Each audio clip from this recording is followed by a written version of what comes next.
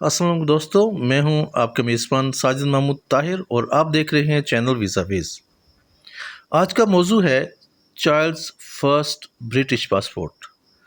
جب کسی بچے کو جو پاکستان میں پیدا ہوا ہو اور اس کا فادر برٹش ہو لیکن ماں اس کی پاکستانی ہو، پاکستان نیشنل ہو، تو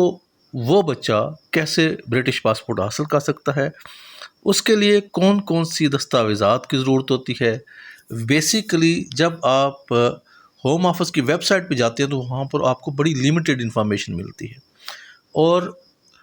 لوگ یہ سمجھتے ہیں کہ شاید یہ اتنی ہی ریکوائرمنٹس ہیں برٹش پاسپورٹ کے لیے، لیکن انفارچونیٹلی ایسا نہیں ہے،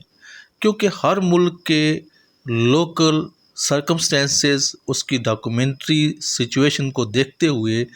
ہر ملک کے لیے علیحدہ علیحدہ ریکوائرمنٹس بتائی جاتی ہیں،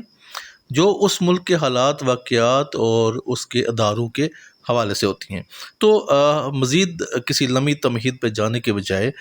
سیدھا میں آپ کو یہ بتانا چاہوں گا کہ جب بچے کے لیے آپ پہلا برٹش پاسپورٹ اپلائی کرنا چاہیں تو آپ کے لیے کون کون سی چیزوں کی ضرورت ہوتی ہے؟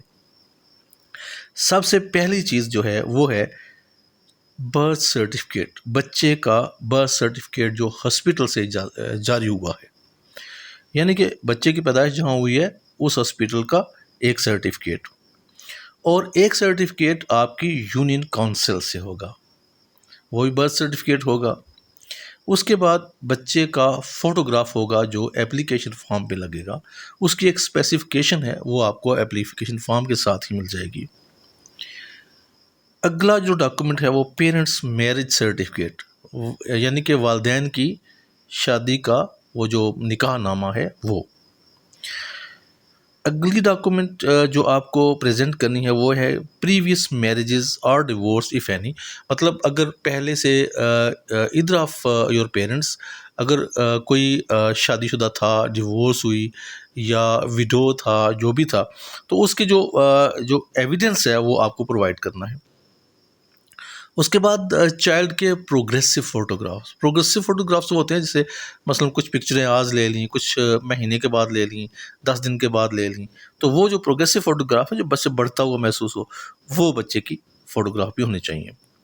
اس کے بعد ہے جی کہ ہاسپٹل اینٹینینٹل ڈاکومنٹ، جب بچے کی ماں اپنی پریگنینسی کے دوران ہاسپٹل میں چیک اپ کرواتی رہی ہے اور بچے کی پیدائش تک جتنے بھی اس کے ہاسپٹل کے کاغذات ہیں وہ اسے پریزنٹ کرنے ہیں۔ اس کے بعد بچہ جو ہے اس کے والدین کے پاسپورٹ چاہیے ہوں گے،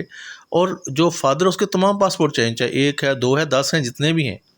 اگر وہ پاکستانی پاسپورٹ پہ برطانیہ گیا تھا، اگر وہ وہاں کا بورن ہے، اگر وہ پاکستان سے برٹش پاسپورٹ لے کے گیا تھا، جو بھی تھا، اس کی تمام ہسٹری جو ہے وہ پاسپورٹ کی کرنٹ پاسپورٹ کے ساتھ چاہیے،